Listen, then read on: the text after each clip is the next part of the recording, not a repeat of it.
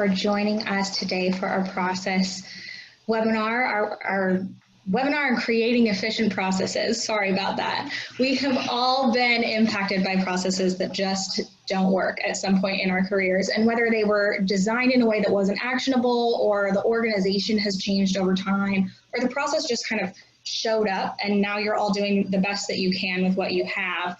Process is everywhere in our organizations.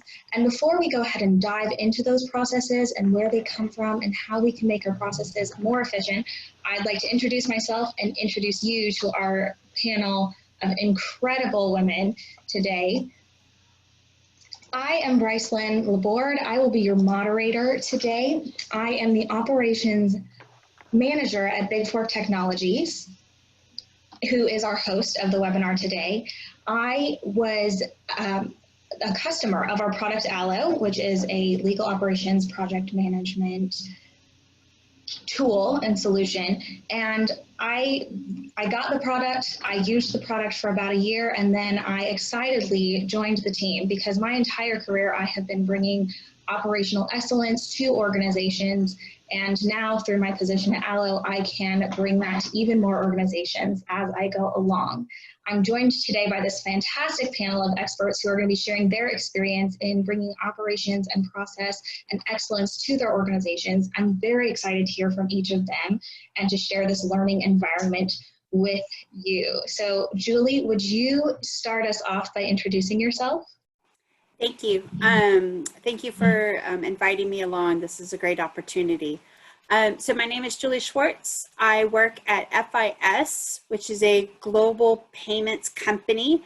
I manage the compliance team from a global aspect, and my team is responsible for a variety of compliance matters in regards to regulatory and brand compliance issues. So happy to be a part of this. Thank you. Thanks, Julie.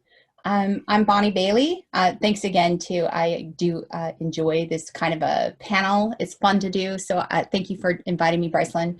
I work with Carson Wealth. It's a $12 billion RIA, meaning that we have about 100 plus financial advisory firms that have all come together to share practices and tools and technology to provide better client experiences to our end clients. In that capacity, I work with 25 different financial advisory firms. I've helped them move their entire book of business to the Carson platform. And additionally, as we go on, I help them with this very thing. We design efficient processes for them. I help them with their team dynamics and implementing those best business practices that will carry their business forward.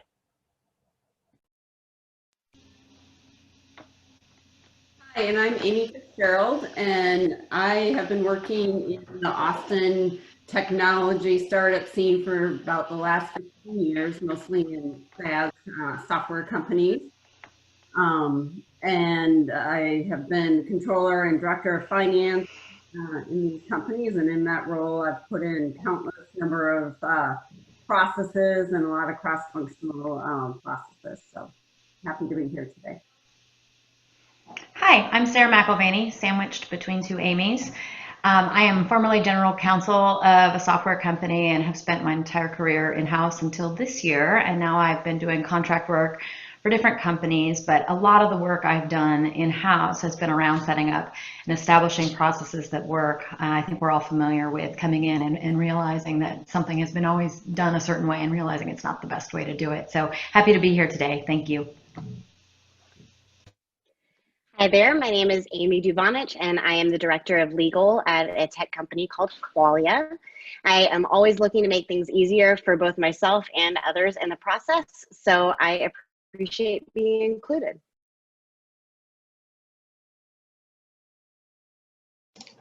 Thank you all so much for being here, and thanks for those introductions. So before we dive into how to create the processes, I just want to review what processes are.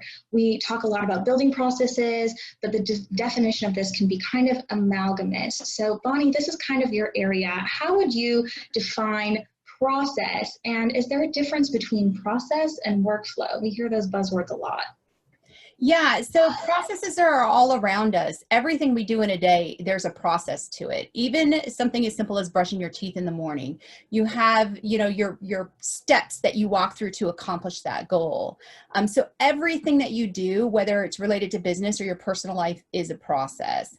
I think when it comes to defining the difference between process and workflow is, for me, it's about how many people are involved. So a process could just be something that involves myself, but a workflow is when I'm going to be relaying pieces of information to other people that are critical to get to the end value. And I know, Sarah, you also had some thoughts around this because you define it a little differently than I do. Well, I think it's similar. I think process is sort of getting to the goal, but not necessarily following a group of steps. And I think when you have a workflow, you've got more defined steps that you have to kind of do them in order, not necessarily, but you've got more parties involved and more specific steps to follow in order. Those both make great sense to me, and that's how I think that I would define them as well. So when it comes to these processes and it comes to building workflows throughout your organization, we've kind of talked about where do these things come from? And sometimes we intentionally build them, sometimes they are based on the needs of other departments. One example that I have of just something being based on office politics, at one of my previous employers, there was a middle manager that he loved to be involved, and he oversaw a couple different departments. And so whenever I needed to contact those department heads, I learned through trial and error and some very uncomfortable conversations that I had to kind of go through him to get to him, and then maybe he had to talk to the person above him and the person below them, and there was this whole dance that happened. And it was very uncomfortable if you didn't go through this unwritten process, but it just kind of was how we got through the workday. So when it comes to reviewing processes, are there any interesting places that our panel has discovered their processes come from? And where have you seen a lot of your processes come from? I know, Sarah, you had some thoughts on this. Yes. So I started at a company that didn't intentionally create processes, but I think out of necessity, some processes just come to be. And in that particular company, there was one person who decided to create the process where anything that needed to go to legal was emailed to her. And she chose whether to do the work, which we often refer to as cherry picking, or distribute the work out to others. And there were lots and lots of problems with that process, including overall not knowing who had what, other than her, she knew, but nobody knew where their stuff was in the process. So sort of breaking apart how that came to be and redoing the process. So we created a central email and everything went in that way. It really, looking at what didn't make sense, and it was just created because there was no other process. So I think it's sort of looking at what the processes are and being intentional about making them, I think, makes a huge difference. And often it seems to be an attempt to digitize portions of a formerly paper process. And one of the things I've realized is as you start making that change, sometimes that process doesn't need to be mimicked. You can often remove or combine steps once you aren't physically shuffling paper around. 5 years ago, I was working at a company that literally took a Redwell file to multiple people's offices. It would sit on the executive assistant's desk, then it would move to the executive's desk, and it'd go back to the secretary's desk, and it'd go back to another department. Once you start digitizing, you don't need all of those individual people or steps involved often. Yeah, and I think that's a really good point, Amy, because I have a background in business administration, and I work with a lot of CEOs, and they're visionaries. They're definitely not the kind of people who want to sit down and define processes. I mean, let's face it, building processes is probably not the sexiest thing about being in business. But it's really important that you take that time to kind of map out what is the end goal, what value are we trying to get to, and how do we get there really efficiently. And if you've always done it that way, doesn't mean that you always need to continue doing it that way. Identify the end value that you're trying to accomplish. How is this meaningful to your clients? And then let's get there as efficiently as possible. And when you go from paper to digital, it's even more important to sit down and map it out. Even though that's kind of not our favorite thing to do. I'm one of those people who fall in that camp of I'd rather, have my teeth pulled than talk through a process. But it's really important that you do that with your team and that you actually plan it.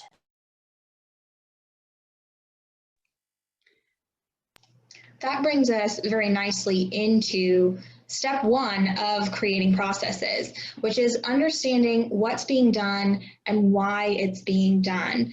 And so you're mapping every detail, you're making sure everyone's included in this conversation, putting steps in place. And often I've found that this can take some sleuthing because a lot of the steps are involved, or there might be a person in the process that you didn't really know about. But Amy Fitzgerald, you've had some ideas on making sure that the rest of the team is involved in this process. Yeah, I think when creating processes, it's so important to involve everyone that's going to be a part of the process, and to sit down and discuss, why is this important? Not only is it, maybe the end goal, but for each department, because I find sometimes people might be irritated, like, why do you need this or something like that? And if they understand the why, then they're a lot more accepting. And I think getting everybody's buy-in into what's going on is really important. And sometimes it's just important for them to be able to come to the table and have input. I agree with that 100%, Amy. And I think that there is a great way, a method you can work through when you sit down and you start having this conversation to make sure everyone feels heard. And it starts with sitting down and identifying what's the value we're adding here? What are we trying to accomplish?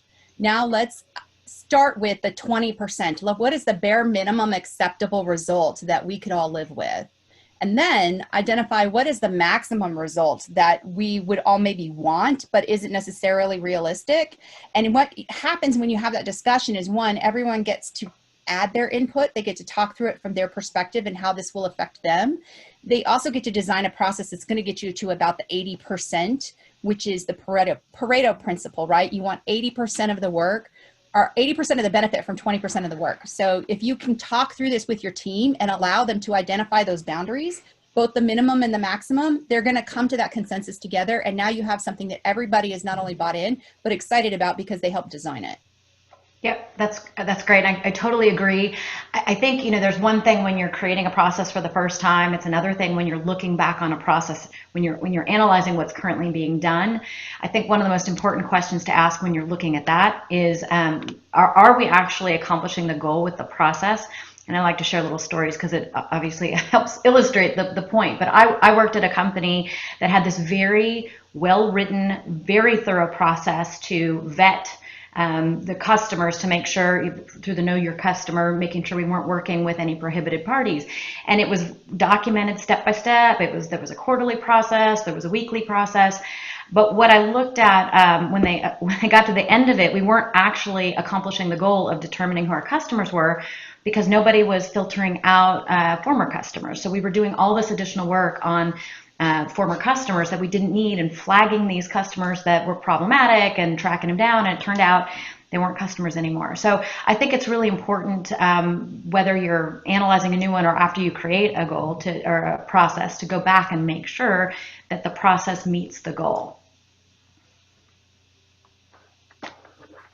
Thank you. That is excellent advice, and I have found a lot of processes myself that don't necessarily meet the goal that we're trying to accomplish through that process.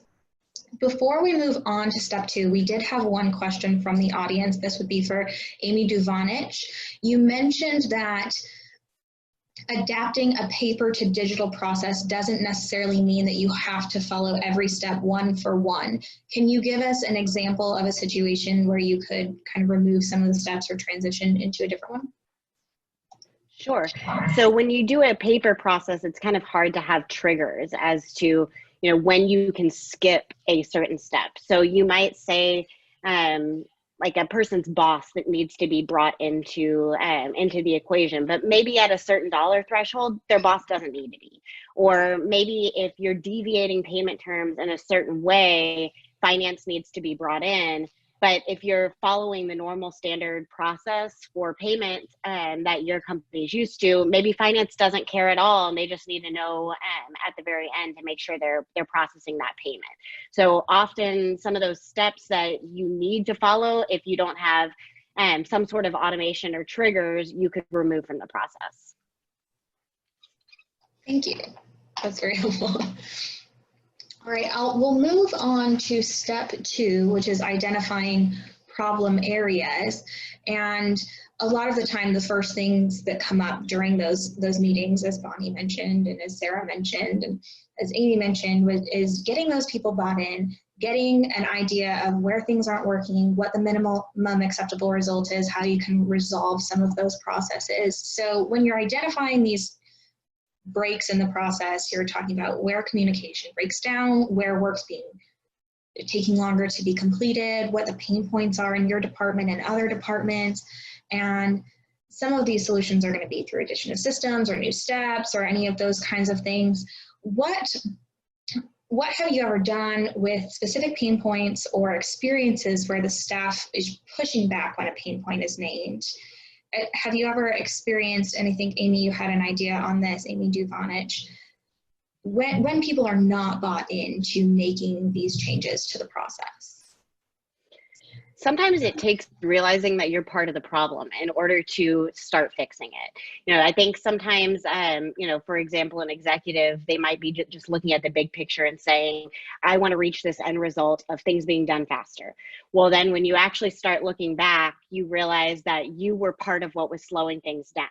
And you were the reason that things weren't moving forward. And I think sometimes, you know, gently letting people know that they might be part of the pain that everyone's experiencing can be a pretty awakening moment. And then you can get them bought in pretty fast.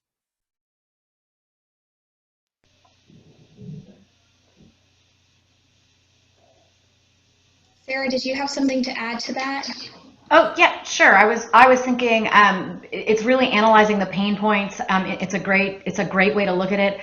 I was thinking of a situation where legal was brought in at one point to control everything, and so every form was locked down with no ability to change anything. And we finally looked at why is legal the bottleneck? Why are we so backed up? And we looked at all the work we were doing, and we were able to analyze. We were doing non-value added things like changing payment terms or reviewing every SOW, whether it was $5 or $200,000. And so by analyzing that, recognizing we were part of the problem, we went back to the business and said, okay, if you want to take away the risk, which we had decided as a business, we were going to manage that risk. But if you're willing to take some risk or willing to take responsibility for handling some of these pieces, and we can give this back to the business and take out the legal controls we had in place, that helped a lot. So really admitting that we were part of the problem and coming up together with the business team to come up with a solution really fixed it. And I think this is a spot where some workflow automation systems can really help you. And in an example like that, you know, maybe legal only needs to be involved in C and D, and A and B can bypass, you know, that step. But people, when they're having to think about that manually, they, you know, can't remember, is it A and B or C or D or what have you. And an automation system can really help automate those choices and, you know, for a user to move through quickly the process. That is a great point. And of course, I'm partial to automation systems because I work for one and I install them in organizations. And I have seen the benefits when I was a client of how wonderful that was for our processes. So people didn't have to remember when things needed to go to finance for approval and when things needed to go to the marketing team for approval. It was automatically done in the system, and it just alleviated so much user frustration as we were trying to train and ensure that all of the approvals were in place. And so that actually brings us really easily into step 3, which is assessing your resources, knowing what you have at your disposal, perhaps what you need to add to your toolkit in order to accomplish what you want and accomplish the goals when you go through these processes, when you go through your workflows. So some of the issues that drive people to speak with us about Allo, not only is approvals, but reporting capacity and security protocols, making sure that folks can see what they need to see, but that all of the legal elements are kept private from people who don't need to be involved in the process, that they can report what they need. I think we'll talk later about making sure that your system is auditable, and that is so important in so many ways. So can you pull the reports that you need? So when you each have been assessing your resources, seeing what you have at your disposal and what you might need to add to your toolkit, what are some things that you've realized? How maybe have you been able to make existing resources work with a new vibe in your processes?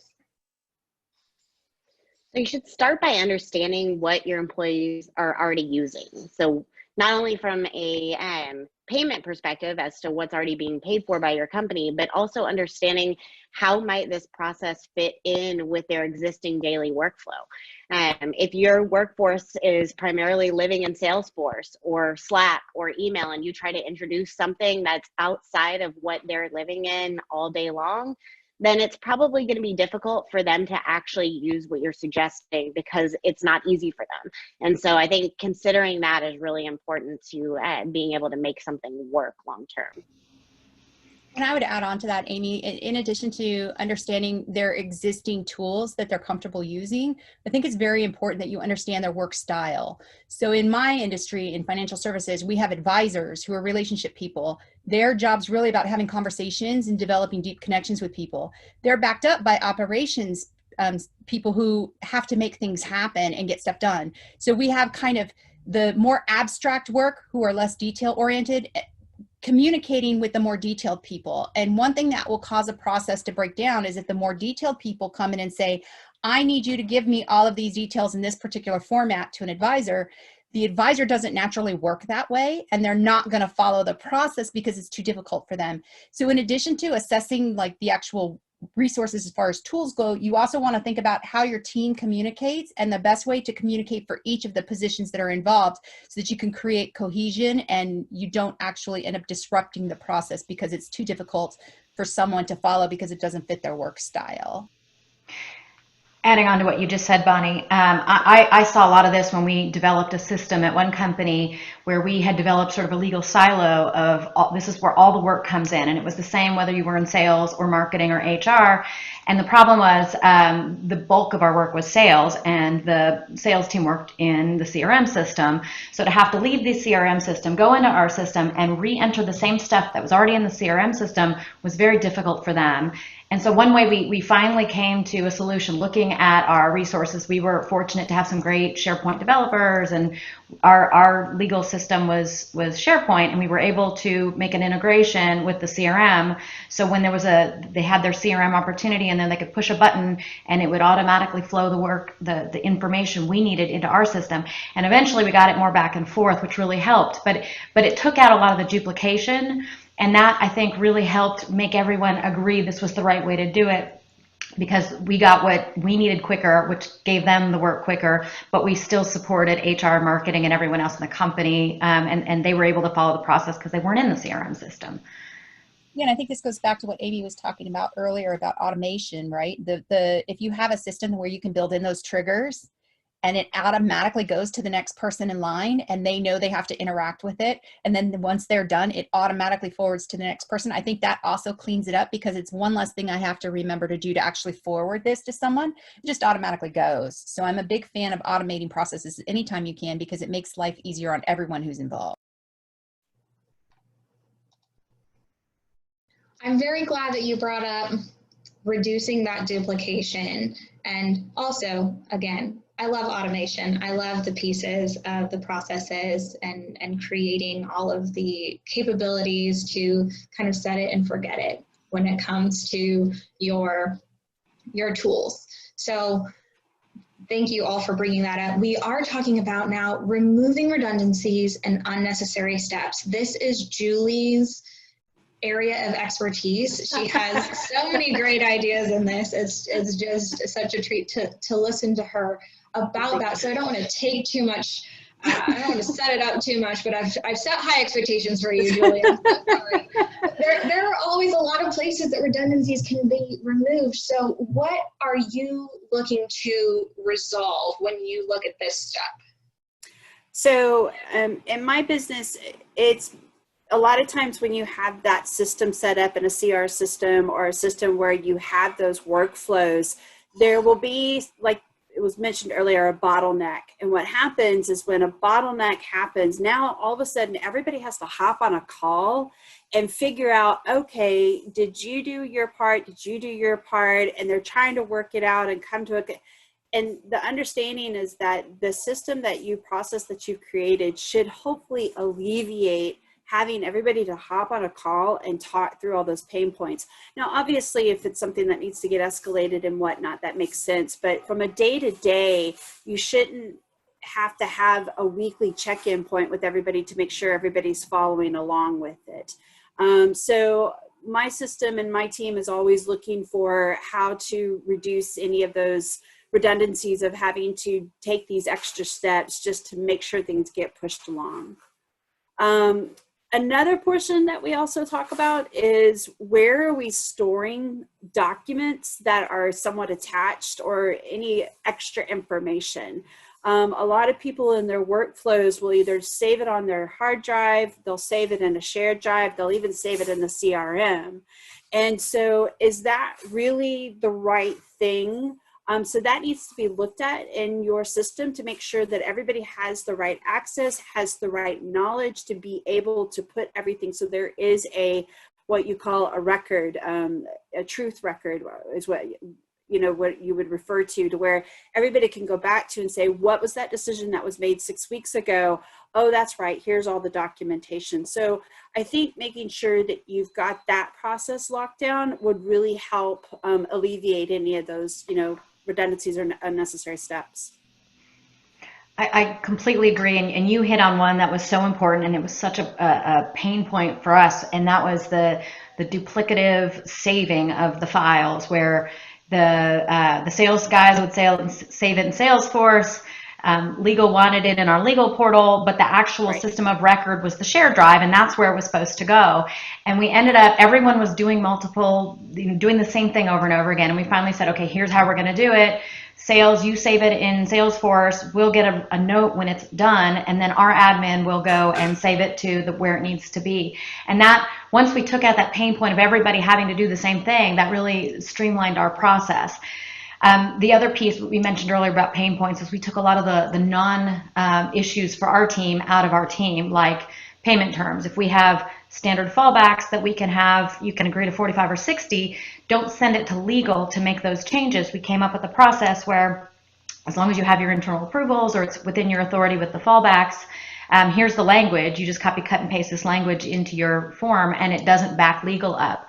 So a lot of things you can do, and really, if you're going to automate some of the processes, it makes sense to simplify as much as you can before you automate, because automating a complex process makes it impossible to change and be flexible as the business changes. And something else that we talked about is making sure in our processes that all the right information is there for when it gets to the resource that needs to look at something. And you talk about, like, in maybe reviewing contracts, a lot of times there's the master service agreement, but then there's also an SOW, and how many times things don't get through with only one of the contracts there, one of the pieces. And it's another place that software can kind of help and not allow it to even move on until all of the, kind of check boxes are there. That is all just very great. And we actually had a question from one of our attendees come through in this discussion talking about, like, what kind of systems resolve the duplicative process? Does anything have something that integrates all of the steps? And I know in my experience, the reason I selected Allo when I was a customer was it was a document storage solution. So as my contracts came through, it stored everything in one place. I can communicate with my marketing team through Allo. I can communicate with the external party through Allo. I can communicate with my finance team through Allo. There's a document storage solution and all of the workflow automation steps. And then if you need to store something in Salesforce so that it makes it easy for your sales team, then you can create an integration there. So in my experience, I'm going to tout aloe, but I do want to open the floor. I know that you created some integrations within some other systems. Those also help reduce those duplicative processes. I'll tell you about my integration. It didn't completely eliminate some of the work because sales would save it in Salesforce. We still had to go get it and put it where it needed to be.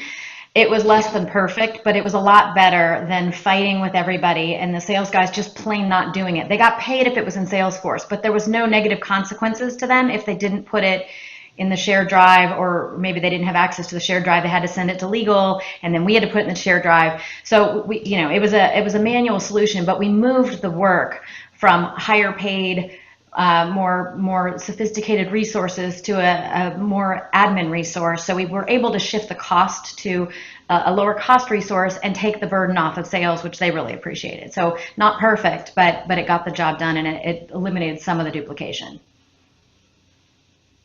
That's great. That's great.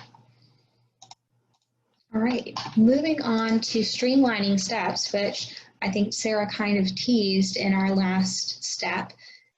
You know, everybody does want those administrative elements of the job to be easier.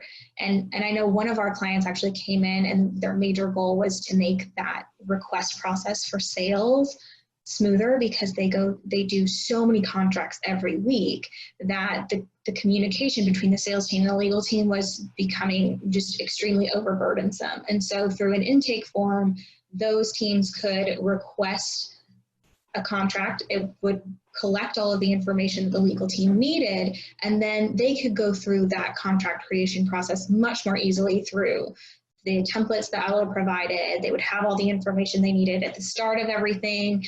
And that has saved so much time for their legal team and their sales team that the team member at Big Four Tech who installed those processes with that team actually gets love letters from the sales team of that organization, just saying, thank you so much for helping us get through this so much faster. The sales team makes more money. The legal team just has a much better workflow and is able to accomplish more. So that's all good. But Julie, I do want to move back into this process of what are the priorities that you have when it comes to streamlining those steps?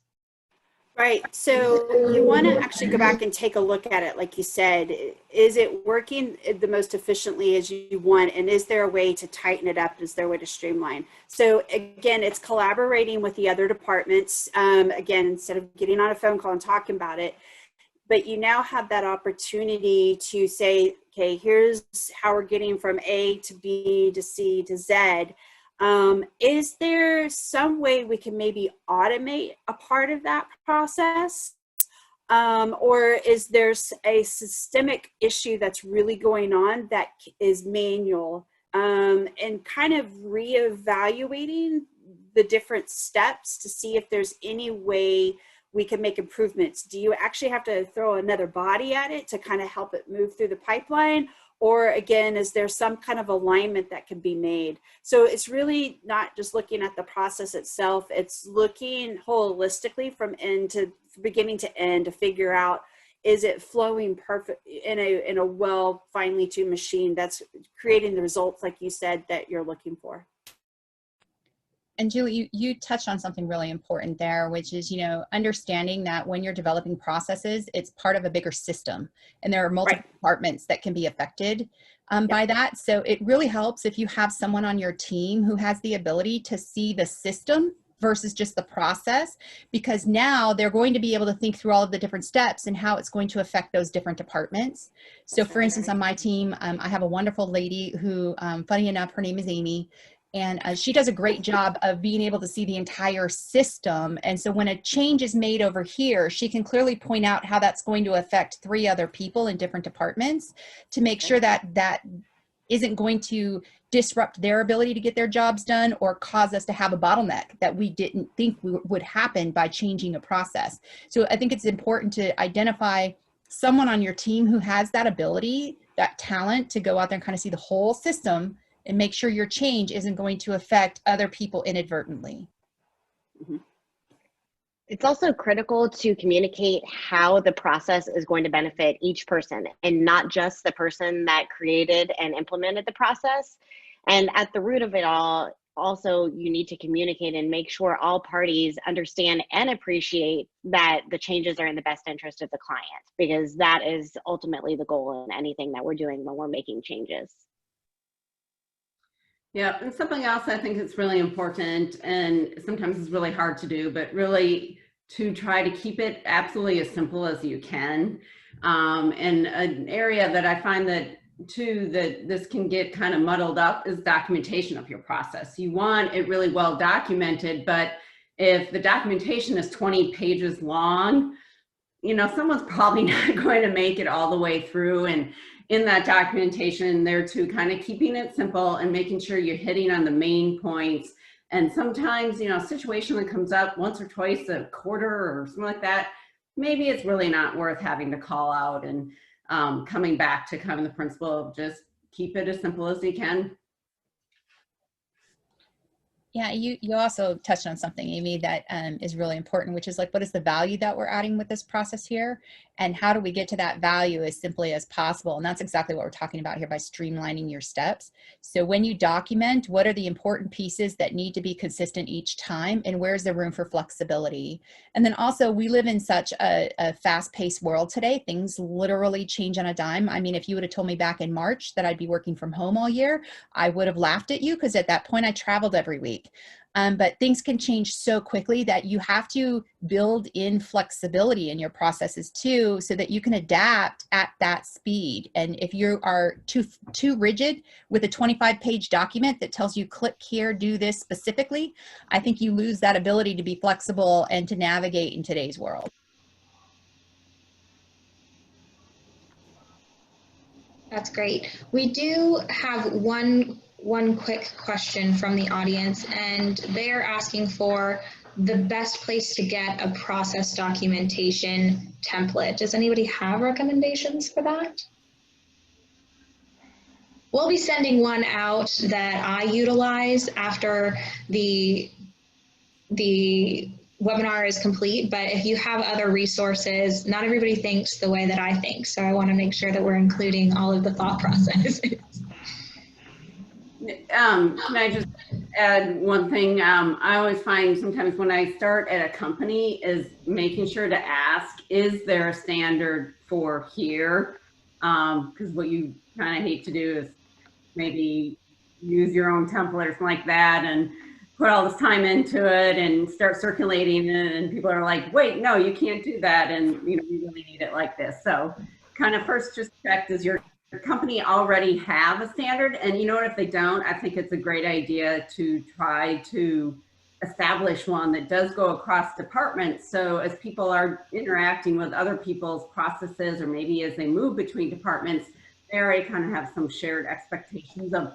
And it's another thing I find company to company that really kind of varies. For one company, maybe there's for the business they're in or something like that, you need sometimes a lot more detail like in your documentation. And for other companies, you know, keeping it really high level allows for, if they're quick growing in that flexibility. So kind of keeping that in mind too, in whatever you use. I want to just add real fast, some companies actually have different levels of policies and procedures. So you can have a top level policy that just is very generic. Then you can have a second level, which is actually a procedure document. And then you can have a third level to actually guidelines. So some of it actually is where you have, you know, an analyst going step by step through the actual guidelines, but then your managers may be having it more at a policy level of, at a high level, what are we doing in this realm to ensure efficiencies and, you know, that everything's running smoothly. So keep in mind there's different levels too that can be looked at. Thank you. All right, we're rounding the corner to our final step, which is test and adapt. And I think we'll spend a little bit of time here because this is one of, I think, the most important steps in creating processes. And that is just making sure that you're continuing to test and seek feedback and adapt. So Amy, you were talking earlier a little bit about auditing. How does that play into this step six of testing and adapting your processes?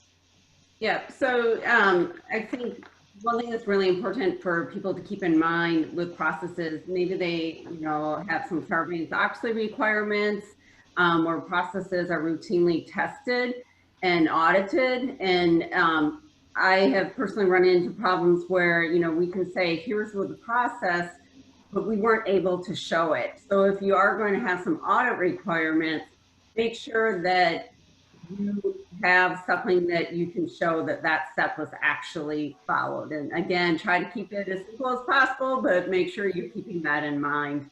And then I think a good way of testing your processes sometimes, if you have those audit requirements, making sure that you do, kind of go through that audit and do a bit of a pre-test and a pre-check that, this process is auditable and that it's working as designed. So. Yeah, and I just want to add on to that a little bit too. Once you set your processes and you test them and you think that you're done, you're actually never done. Processes are never finished. This is something that you have to be willing to review. And, I mentioned earlier that this isn't the sexiest part of business, and review meetings are not either. But it's very important that you have meeting rhythms with your team to make sure that the work is being done, that it could pass an audit, and that you are adapting and identifying those areas of concern as they come up instead of 6 months to a year later where now you have a major issue that your company is trying to deal with. And this is the same across teams of any size. I don't care if there's 3 of you in the office or 3,000 of you that have to deal with it. Processes have to be reviewed constantly and they have to be discussed. So think about how you can incorporate meeting rhythms that allow you to bring these concepts up over and over again and discuss and make sure things are working properly. And then once you get a system that's smooth, don't assume that it will never be broken. So even if it's just a check-in for 5 seconds to say, is this process still working? And everybody goes, yes, you've done it, and now you're good for the next 6 months or so. But set a rhythm and then figure out how to continue to keep that communication open so that you can address these items and make sure that you're always dealing with the issue you're not seeing. That will make your compliance assurance team and your internal audit team very happy. I think, Bonnie, the seeking feedback to what you just said is so important because I think that is a trigger to say, well, this is working for me, so it's working, and it's meeting the goal, so it's working. But if it's creating pressure, creating pain points you didn't anticipate, or something's changed with your business, like you acquired a new company and the new company just cannot figure out how to do this, I think seeking that feedback, and it's not always nice to hear negative feedback, but I think proactively seeking it really helps you address those issues and kind of get ahead of them. Yeah, I couldn't agree more, because one of the things that I see happen in teams, and of course I deal with teams of all sizes. So what happens is the tension develops, and then people are telling themselves stories about what's going on. And I'm assuming that I'm doing my part. I'm assuming the process is working. And I don't know why Julie is so mad at me all the time. And I don't understand why she's so frustrated, because I think I'm doing it right. When you can learn how to have those conversations and be open, honest, really vulnerable in that moment as to what's working and what's not, accepting your own responsibility at times, but then also being able to highlight why that's not working for you or what you need to do, you have better communication, you get to that result faster, and then your processes run smoothly. And at the end of the day, that's what every business wants. It's what every stakeholder wants, whether you're an employee or a client. It's all about how can we improve the client's value. And we all need to understand processes do exactly that. Thank you. And one thing that we at Big Fork do to kind of help facilitate these conversations that Bonnie really brought up, with making sure that you're continually seeking what's working and what's not, is we provide managed services. So once your system is live and we've got everything ironed out and you're working in Allo, we administer your tool for you. So if you ever find something just isn't working how you want it to, we actually get on the phone with you, enter the process, and help you iron out those issues, which can be just really useful, because sometimes it takes somebody with an outside eye too when you're looking at process. And so we can help with that. We do have another question from the audience. how best can we get people who resist the new or updated processes to cooperate? How do you bring those folks in? So I think I can take a stab at this one. First, you have to understand that change is difficult, and people are naturally more resistant to change than they are accepting of the idea. So you want to acknowledge the fact that change is difficult and that it's okay for people to feel nervous, overwhelmed, frustrated, scared. It's also okay to not have all of the answers right at that moment when you start talking about a process. Again, it goes back to, let's just start with identifying the minimum acceptable value, and then let's talk about the maximum, and allowing everyone in the room to have a moment to speak so that they feel heard. And I actually make a point of going around the table and asking each person individually for their opinion instead of just opening it up and saying, does anybody have any thoughts? That's generally met with crickets because people are resisting.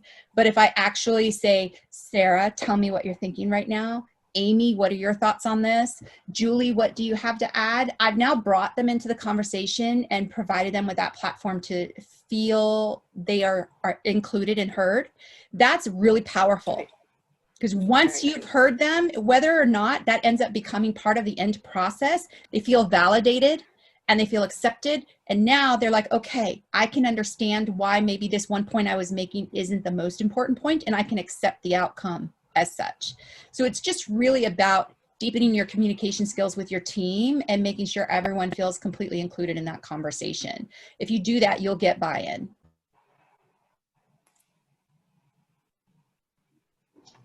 Julie, I couldn't tell if you were agreeing or if you wanted to add anything to that. No, I